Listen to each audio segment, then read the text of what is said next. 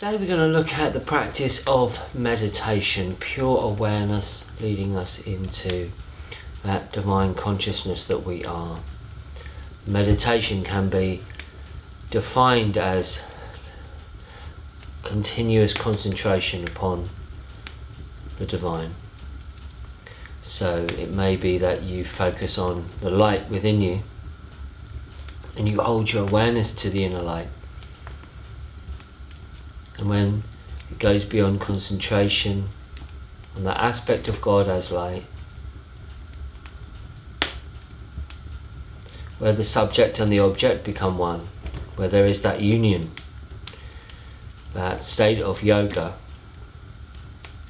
of oneness. So when we become the witness, we can enter that state of meditation. I've been watching birds this weekend with my boy at his forest school. So you spend an hour just looking in your garden and seeing what birds you can see in it. It just became this wonderful meditation. Just watching, just looking, not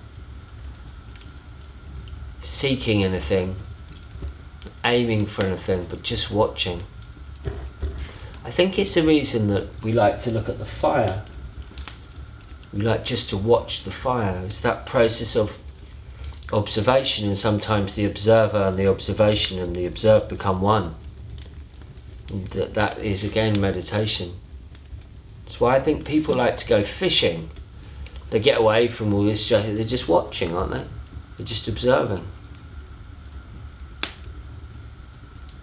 We can use that image of God, and in cultures around the world they have created these images of God. In India, the Shiva Lingam is one of the great symbols of God, which is a stone.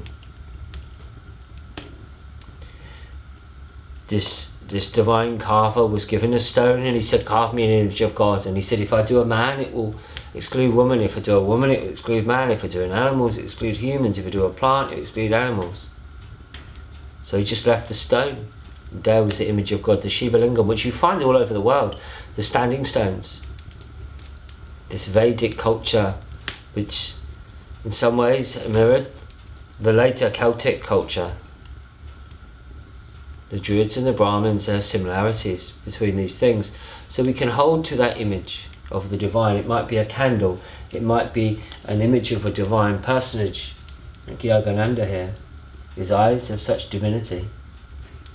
It might be a symbol of divinity, a flower that we look at and then we take within us, we take within our hearts that flower of love. We take within our brow.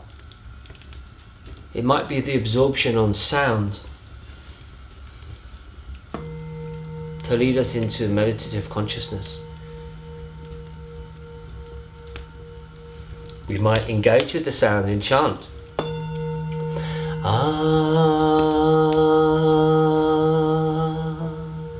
And when we so fill our consciousness with that divine sound in the mantra, the chanting, the prayer,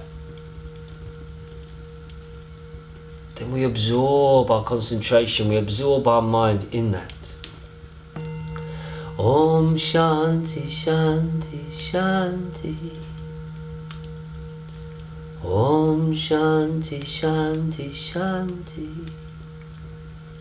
Om Shanti Shanti Shanti.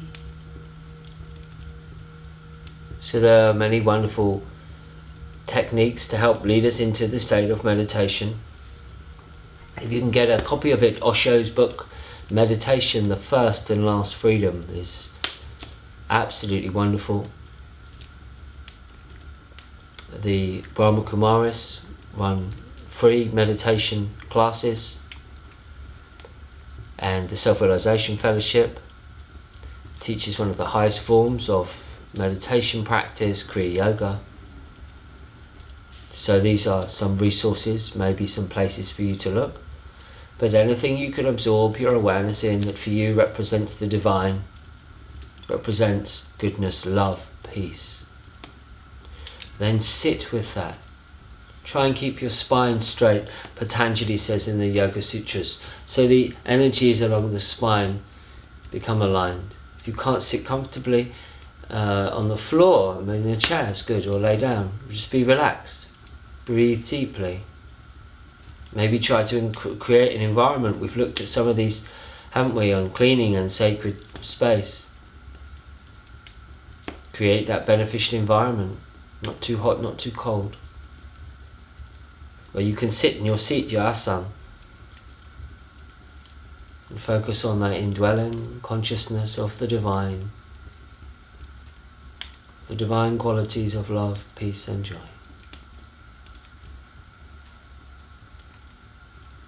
I hope this has inspired your meditation practice. It certainly has inspired my meditation practice. God bless. Om Shanti.